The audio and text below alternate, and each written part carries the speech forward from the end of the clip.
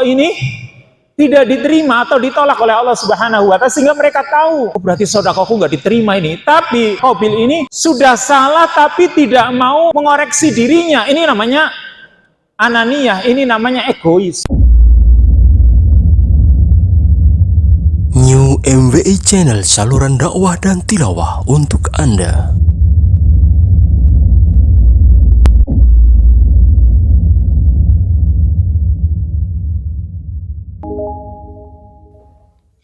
Bismillahirrahmanirrahim.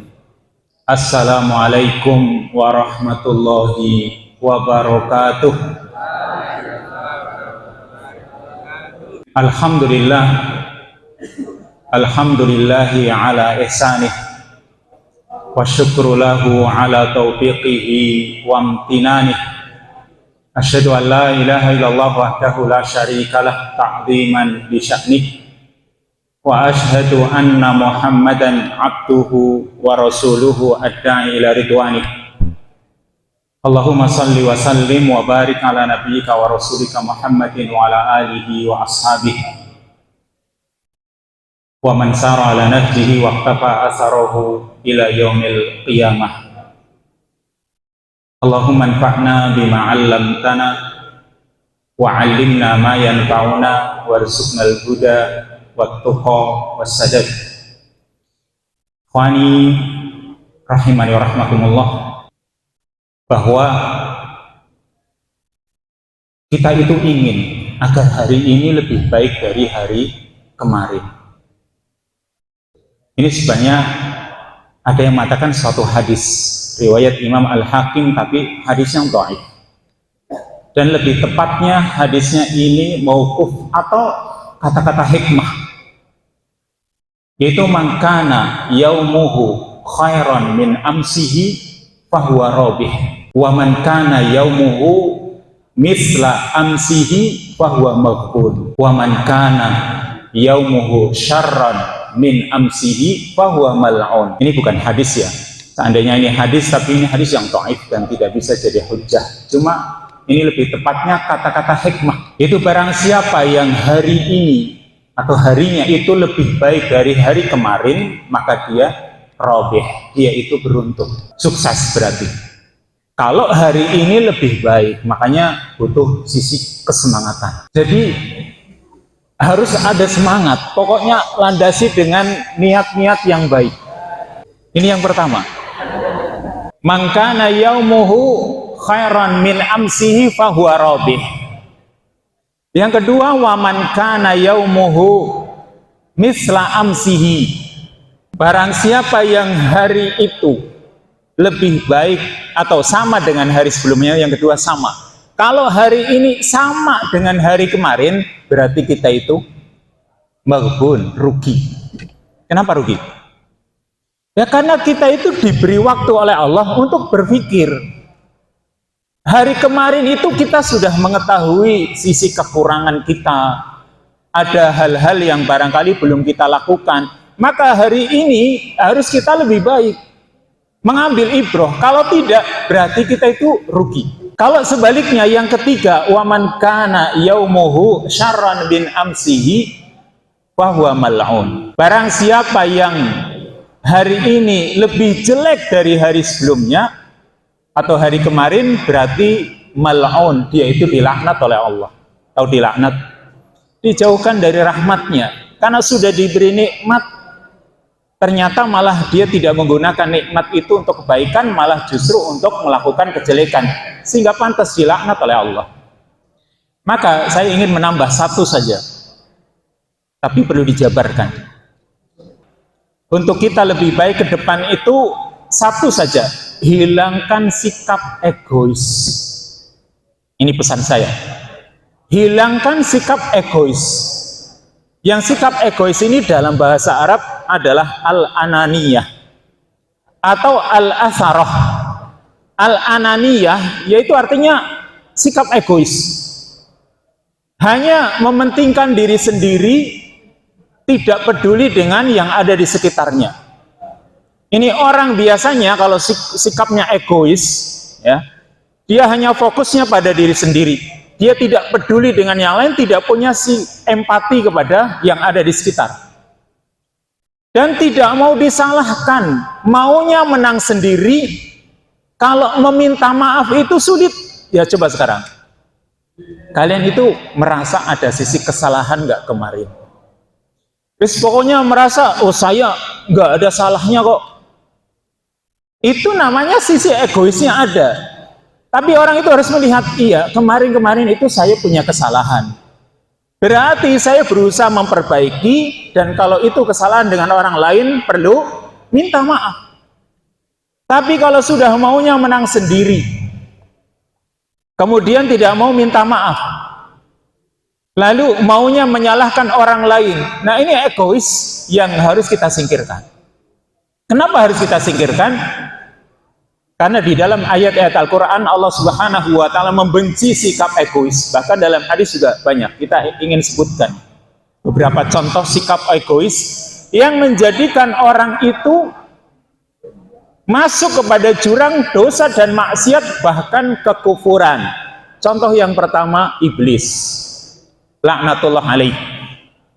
Iblis, laknatullah alaih, itu karena sikap egoisnya. Ketika dia diperintah oleh Allah Subhanahu wa Ta'ala untuk bersujud kepada Adam, maka dia tidak mau. Karena sikap egoisnya disebutkan dalam beberapa surat. Salah satunya dalam surat Al-A'raf dari ayat yang ke-27 sampai ayat yang ke-29. Allah berfirman, Qala ya iblisu ma manaka antas juda id amartu. Wahai iblis, apa yang menghalangimu untuk bersujud kepada Adam, ya? Antas juga di Adam, untuk bersujud kepada Adam, atau untuk bersujud ketika aku perintahkan kamu untuk bersujud. Apa kata iblis? Qala ana khairun minhu. Kata iblis, aku lebih baik dari Adam. Nah ini nih, egoisnya ada di sini. Aku lebih baik dari Adam. Maka kalau sekarang kamu itu merasa, guru ini ilmunya dikit, atau guru ini buat ngantuk, atau guru ini paling-paling juga kalau kita nggak masuk juga nggak dimarahi. Ini misal, itu egoisnya ada. Jangan seperti iblis, ana khairun minhu, kata dia, aku lebih baik dari Adam. Khalaqtani min narin wa khalaqtahu min tin. Ya Allah, engkau ciptakan aku dari api, sedangkan Adam engkau ciptakan dari tanah. Coba saya tanya, kalian itu bisa membandingkan antara api dengan tanah, itu lebih baik mana? Lebih baik api atau tanah? Kalau kamu menyatakan lebih baik api, berarti kamu sama dengan apa yang dikatakan oleh iblis maksudnya, tapi bukan iblis. Yang namanya api dengan perbandingannya dengan tanah itu lebih baik. Karena dia punya sifat tetap, stabil. Coba saja, tanah itu kan stabil. Ya meskipun kadang tanah itu bergerak gitu ya, tapi pada dasarnya sifat tanah itu stabil. Coba api, kalau api itu goyang-goyang, ya, yang namanya api itu dia nggak punya sifat ketetapan. Tapi kalau tanah dia tetap. Serta masih banyak sifat-sifat yang lain. Nah kalau ini dia egois, pokoknya hanya dengan akal dia, hanya dengan pikiran dia merasa dia lebih baik. Maka ini sifat egois ini menjerumuskan dia kepada durhaka atau maksiat kepada Allah. Ini contoh yang pertama. Contoh yang kedua, itu antum ketahui yang namanya Ibnai Adam, Qabil dengan Habil. Ibnai Adam disebutkan dalam surat Al-Maidah. Itu Allah berfirman, watlu alaihim naba abnai Adam bil haqqi id qarraba qurbanan fatuqbila min ahadihima wa lam yutaqabbal minal akhar qala la aqtulannak qala innama yataqabbalullahu minal muttaqin. Ini Ibnai Adam, Qabil dengan Habil, kan ceritanya yang membunuh itu Qabil, yang dibunuh Habil. Sekarang mengapa Qabil ini sampai membunuh Habil? Maka karena sikap egoisnya. Keduanya itu diperintahkan oleh Allah untuk berkurban atau bersedekah. Karena yang satu Qabil ini tidak ada keikhlasan, tidak diterima oleh Allah, sedangkan punya Habil karena dia sedekahnya ikhlas, kurbannya ikhlas, diterima oleh Allah. Maka yang diterima punya siapa? Yang diterima oleh Allah yang punya Habil, karena keikhlasan. Nah sekarang yang nggak diterima ini mencak-mencak. Mungkin barangkali ada di antara kalian yang nilainya jelek, protes. Ini di bawah KKM banyak banget ini misal. Itu kira-kira kamu menyalahkan dirimu atau menyalahkan gurumu? Kalau kamu salahkan gurumu itu egois. Ini sama ini. Qabil itu dia menyalahkan Habil. Atau bahkan menyalahkan Allah Subhanahu wa taala, padahal Allah berfirman atau Habil mengatakan kepada saudaranya, "Innama yataqabbalullahu minal muttaqin." Allah itu hanya menerima sedekah dari orang-orang yang bertakwa. Sehingga sedekahnya Habil nggak diterima, tapi dia nggak mau disalahkan, maunya menyalahkan orang lain. Ini ciri-ciri egois ini. Mungkin ada pertanyaan, lah itu taunya diterima gimana? Sekarang coba, antum kalau bersedekah, itu kira-kira tahu nggak kalau sedekah itu diterima atau tidak? Kamu berikan sedekah kepada orang miskin atau kepada temanmu yang lebih miskin, kamu berikan ya dengan keikhlasan, itu sedekahmu diterima atau tidak? Kan nggak tahu kan, tidak tahu apakah diterima oleh Allah atau tidak. Kalau di kalangan umatnya Nabi Muhammad SAW itu orang tidak ada yang tahu apakah sedekahnya diterima atau tidak. Tapi kalau zaman dahulu bisa nampak, bisa kelihatan. Yaitu kalau sedekah itu dimakan oleh api, api mau melalapnya, api mau memakannya, berarti sedekah itu diterima. Tapi ketika api nggak mau memakannya, berarti sedekah ini tidak diterima atau ditolak oleh Allah Subhanahu wa taala, sehingga mereka tahu, oh berarti sedekahku nggak diterima ini. Tapi Qabil ini sudah salah tapi tidak mau mengoreksi dirinya. Ini namanya ananiyah, ini namanya egois. Salahkan dirinya, jangan cuma menyalahkan orang lain. Ini sampai dia membunuh saudaranya, bayangkan ini, karena sikap egois sampai pada perbuatan dosa membunuh saudaranya sendiri. Nah sekarang juga sama mungkin di antara kalian barangkali ketika punya sikap egois malah menganiaya temannya sendiri. Makanya egois itu berbahaya. Contoh yang lain, Fir'aun. Fir'aun,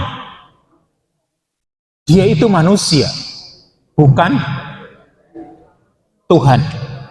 Tapi dia ya mengaku kalau dirinya Tuhan, padahal sebenarnya dia tahu kalau dirinya itu manusia, yang manusia itu punya sifat lemah. Di antaranya sifat lemahnya manusia itu apa? Salah satunya itu nggak bisa menolak ngantuk. Kalau dia Tuhan, nggak akan pernah tidur selamanya. Itu kalau dia Tuhan, tapi tetap saja dia mengaku dirinya Tuhan. Ini kenapa? Karena sikap egois. Dalam surat An-Nazi'at, Fir'aun mengatakan, faqala ana rabbukumul a'la fa akhadahullahu nakalal akhirati wal ula. Ini Fir'aun, dia mengatakan ana rabbukumul a'la, aku adalah Tuhan kalian yang tinggi.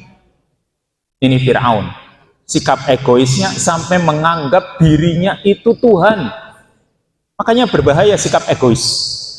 Satu lagi yang ada dalam ayat Quran, yaitu sahibul jannatain, si pemilik dua kebun, dalam surat Al-Kahfi ya.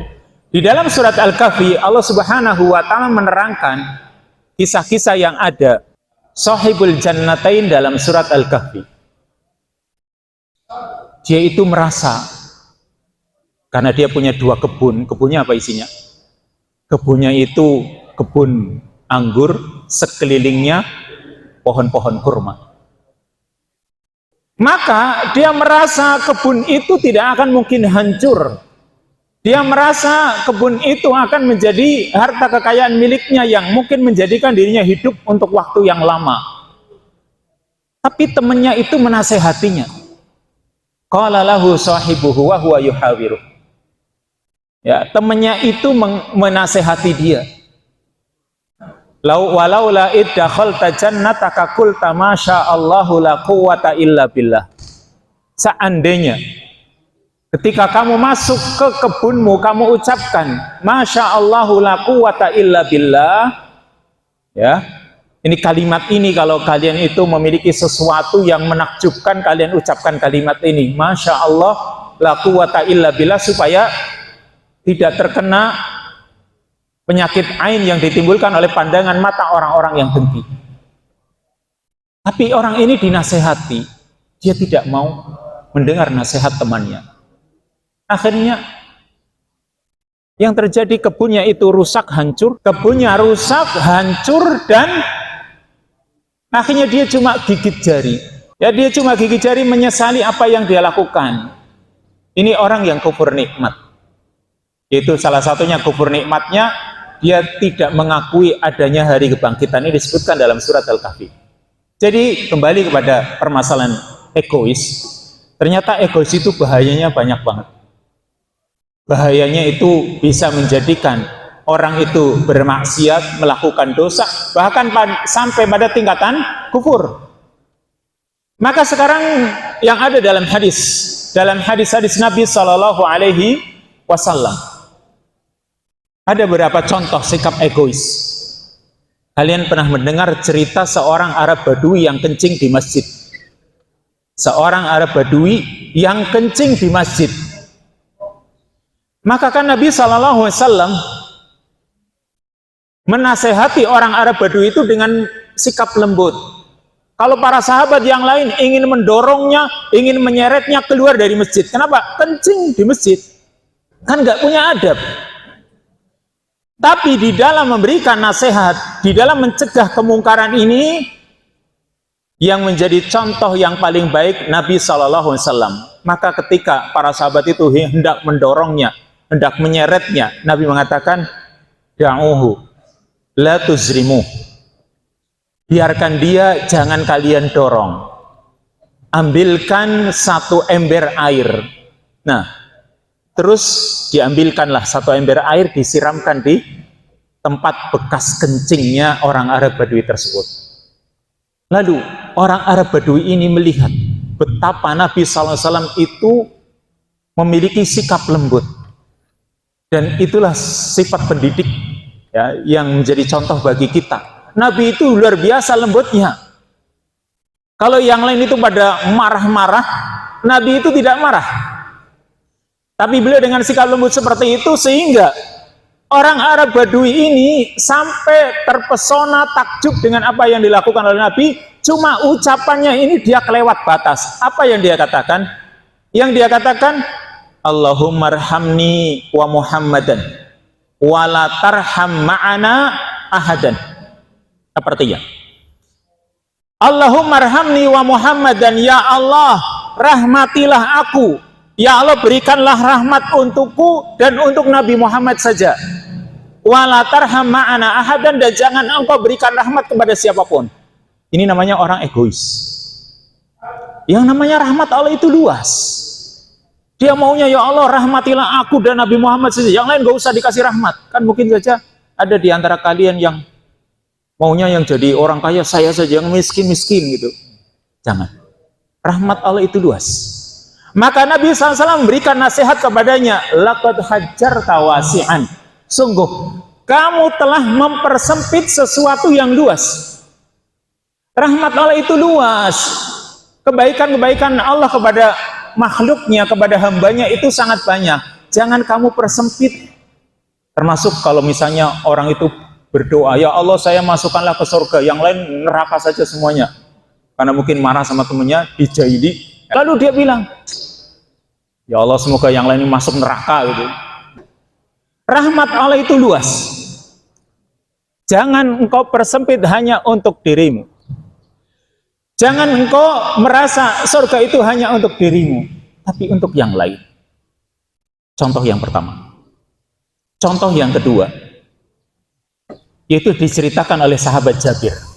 Kalimat-kalimat anak, saya, itu sebenarnya kalimat yang penuh dengan egois. Jadi kalau misalnya kamu rankingnya ranking berapa? Ranking 1 ya? Iya, saya.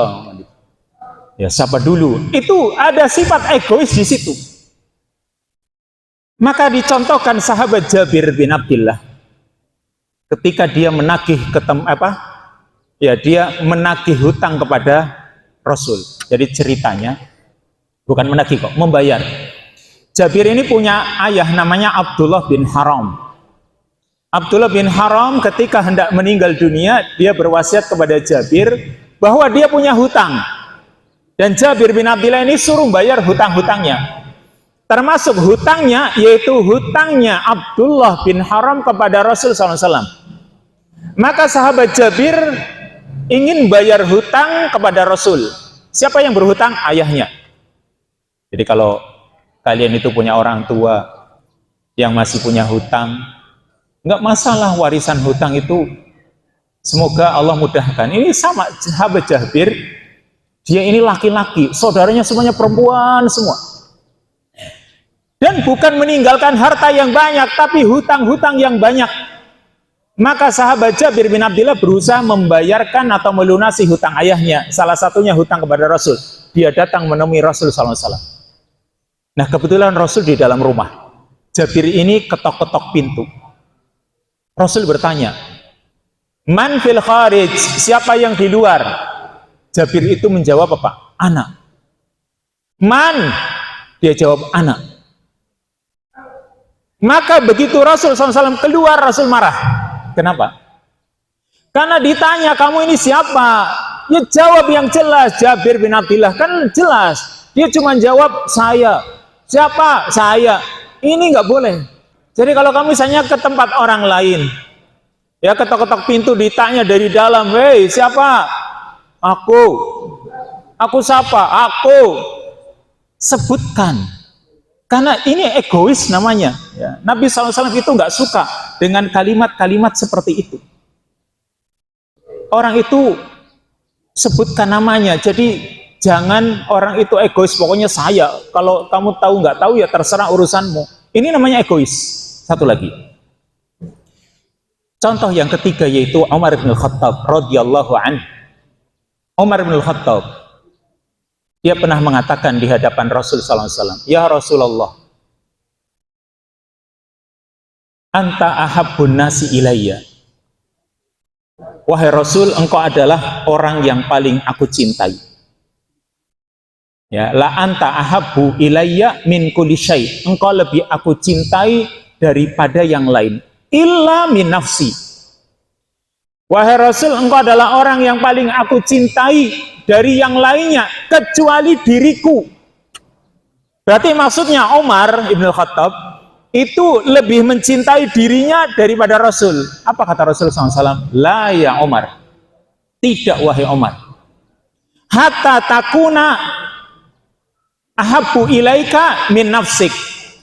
Tidak wahai Umar, sampai kamu itu lebih mencintaiku daripada dirimu.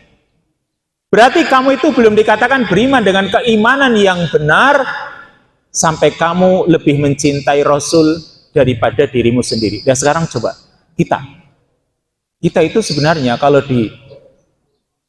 diperhatikan dalam diri kita itu lebih mencintai Rasul, menjalankan perintah Rasul, atau maunya keinginan diri kita sih? Misalnya nih, Rasul melarang ngerokok nggak ya? Rasul melarang ngerokok nggak? Hah? Enggak ya? Enggak ada larangan? Nah, mana dalilnya? Rasul Shallallahu Alaihi Wasallam itu manusia yang paling belas kasihan kepada umat. Menerangkan hal-hal yang jelek, beliau larang. Kira-kira rokok itu baik atau jelek? Kalau kira-kira itu jelek, itu Rasul melarang sebenarnya. Dan dalil ayatnya juga banyak. Wa uhilla lakumut thayyibat wa harrama 'alaihimul khaba'is. Allah itu menghalalkan yang baik, mengharamkan yang jelek. Jadi kalau sekarang itu sebuah kejelekan, Rasul SAW itu nggak suka. Maka ketika memilih antara dua hal, satu mengikuti Rasul, yang satu mengikuti hawa nafsu, dan ini bertolak belakang, mana yang didahulukan? Kalau kita itu lebih mendahulukan nafsu kita, berarti bertolak belakang dengan perintah Rasul, itu namanya egois. Dan ini menunjukkan sisi kecintaan kita kepada Rasul belum sempurna. Ini namanya sifat-sifat egois yang ada dalam hadis-hadis Nabi Shallallahu Alaihi Wasallam. Maka apa solusinya? Solusinya waktunya sudah cukup lama. Jadi mungkin kapan-kapan akan kita lanjutkan atau mungkin pakai tema yang lain. Wassalamualaikum wa ala alihi wa sahbihi ajma'in. Subhanakallahumma wa bihamdika asyhadu an la ilaha illa anta astaghfiruka wa atubu ilaik. Wassalamualaikum warahmatullahi wabarakatuh.